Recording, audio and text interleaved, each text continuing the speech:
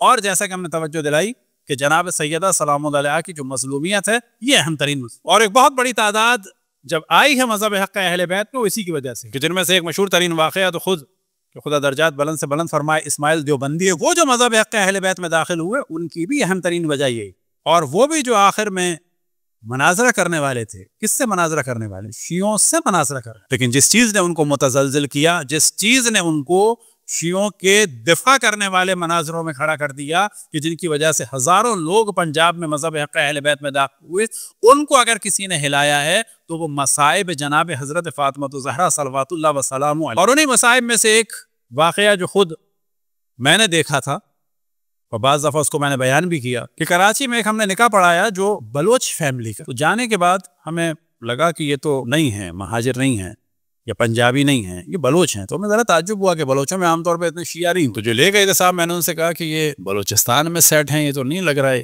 کہ مسلمان جا کے سیٹ ہو گئے ہوں، تو بلوچ فیملی کیسے؟ تو بتایا کہ ان میں یہ لوگ سب کے سب شیعہ ہوئے ہیں، اور اہم ترین وجہ کیا تھی اگر خلاصتاً بیان کیا جائے جناب سیدہ کی مسئلہ، لیکن یہ کہاں سے سلسلہ شروع ہوا؟ وہ یہاں سے سلسلہ شروع ہوا کہ ان کے خاندان کے ایک شخص نے کسی سے بات کرتے ہوئے کہا کہ میرے دادا یہ، اب وہ ان کے خاندان کے بڑے تھے، دادا تھے یا دادا کے بھائی تھے یا کچھ بھی تھے، بالآخر بزرگ سے، کیونکہ ان کے ٹرائبل سلسلہ ہے قبیلے کے، وہ بڑے ہوں گے خاندان، ابھی بھی یہ سلسلہ عربوں میں بھی چلتا ہے کہ وہاں پہ کہتے ہیں مثلا سید العشیرہ ہمارے خاندان کا یہ بڑا، تو جب انہوں نے کوٹ کیا اپنے خاندان کے بڑے کے بارے میں کہ میرے دادا یہ کہتے ہیں، تو سامنے جو تھا مومن تھا، اور مومنین کو ایسا ہونا چاہیے کہ سامنے والے کو کسی بھی طریقے سے اہل بیت کی جانب دعوت دے، لیکن علمی طریقے سے، اخلاق کے دائرے۔ ان صاحب نے اس کو شوق لگایا کہ تمہارے دادا یہ کہتے ہیں، ممکن ہے جھوٹ بول رہے ہوں، کوئی ہے گواہ؟ اس کو دم سے برا لگا کہ تم میرے مثلا خاندان کے قبیلے کے بڑوں کے بارے میں یہ بات کرو گے؟ میرے دادا نے کہہ دیا۔ اس نے کہا تم کیا بات کر رہے ہو میرے دادا کے بارے میں کہ وہ جھوٹ بولیں گے؟ کیا جب حضرت فاطمہ سے گواہ مانگا جا سکتا ہے، ان کے بارے میں احتمال دیا جا سکتا ہے کہ وہ جھوٹ بول رہی ہوں گی، معاذ اللہ، تمہارا دادا کیا ہے؟ یہاں سے اس نے اسے شوق لگایا۔ اس نے کیا مطلب؟ کیا حضرت فاطمہ کی بات پر کسی نے شک کیا تھا؟ کیا حضرت فاطمہ نے کچھ کہا تھا اور کسی نے ماننے سے انکار کیا؟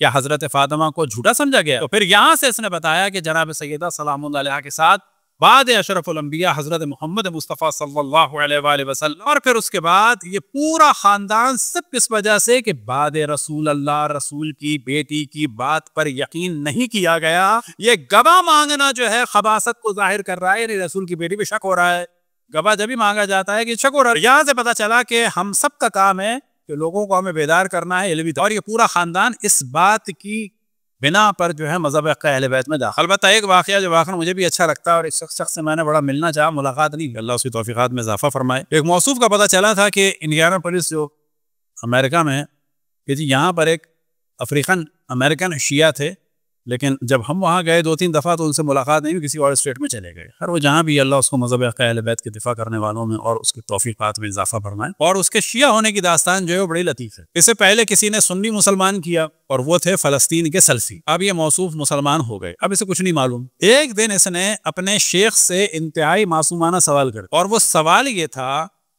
کہ شیخ you discuss about so many narrated by wife of Prophet محمد عائشہ، تم بہت ساری نیریشن جو ہے پروفٹ محمد کی وائف جناب عائشہ کی نقل کرتے ہو، لیکن تم کوئی بھی نیریشن جو ان کی بیٹی فاطمہ کی نہیں نقل۔ یہ سننا تھا کہ شیخ تو آگ بگولا ہو گیا نا، اور ایک دم سے اس پہ ناراض ہوا، اور ناراض ہونے کے بعد کہتا ہے کیا تم شیعوں کے ساتھ بیٹھتے ہو؟ وہ کہتا ہے شیعہ کیا ہوتے ہیں، اور اسی بنیاد پہ اس نے تحقیق شروع کی اور شیعہ ہو گیا۔ وہ کہتا ہے کہ اس سلفی شیخ نے مجھے پہلی دفعہ بتایا تھا کہ شیعہ کرنا، اس سے پہلے مجھے نہیں پتا تھا کہ شیعہ کیا ہوتے ہیں۔ اب آپ دیکھیں وہ چڑ گیا اس بات پہ کہ یہ تم نے کیوں کہا کہ رسول کی بیٹی کی روایات تم کیوں نہیں نقل کرتے؟ کیا کسی شیعہ نے اس سے کہا تھا؟ نا، لیکن کیونکہ اس میں کامن سینس تھا، اس نے صرف اتنا سوال کیا، اس سے کچھ نہیں معلوم تھا ان کے ساتھ ظلم ہوا، زیادتی ہوئی، کس نے کی، کس نے نہیں کی، طبعی طور پر دنیا سے کہیں، یا انہیں قتل کیا گیا، رسول کی فیملی کے ساتھ کیا ہوا، کچھ نہیں معلوم، صرف اتنا معلوم تھا کہ ان کی بیٹی تھی، تو کبھی کبھی ان کی بھی کوئی روایت بتا دیا کرو۔ اب آپ تصور کریں، یہاں سے آپ سوچیں کہ اس آدمی کو کچھ نہیں معلوم تھا اور جناب سیدہ کی روایت کے بارے میں اس نے طلب کیا، تو یہ سلفی فلسطینی شیخ آگ بگولا ہو گیا، تو ان کے لیے کتنا سخت ہوگا کہ جب ہم رسول کی آل پر ہونے والے ظلم کو بیان کریں۔ کتنا ان کے لیے سخت ہوگا کہ ایک عام آدمی کو پتا چل جائے کہ رسول کے پورے خاندان کو رسول کے بعد قتل کرے. اور سب سے پہلے جسے قتل کیا گیا کس کو کیا گیا؟ رسول کی بیٹی کو قتل کیا گیا. صلوات پڑھیں بر محمد بے شمار. اب شیعہ سنی روایات کے مطابق جناب سیدہ وہ نعمت تھیں کس کے لیے؟ نبی کے لیے.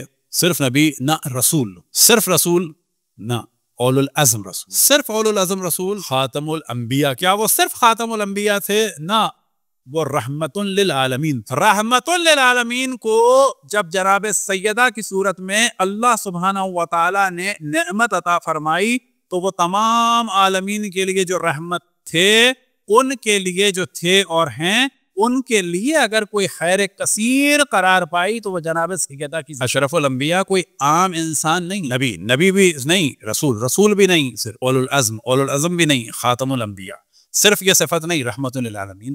اب رحمت للعالمین کے لیے جو خیر کثیر ہو، چھوٹا موٹا خیر بھی نہیں، خیر کثیر ہو، وہ ہے فاتحہ. اور حکم کیا ہوا؟ بسم اللہ الرحمن الرحیم، انا اعطینک الکوثر فصل لربک وانحر، کہ اے میرے حبیب ہم نے تمہیں خیر کثیر سے نوازا. اب یہ خیر کثیر سے کب نوازا ہے؟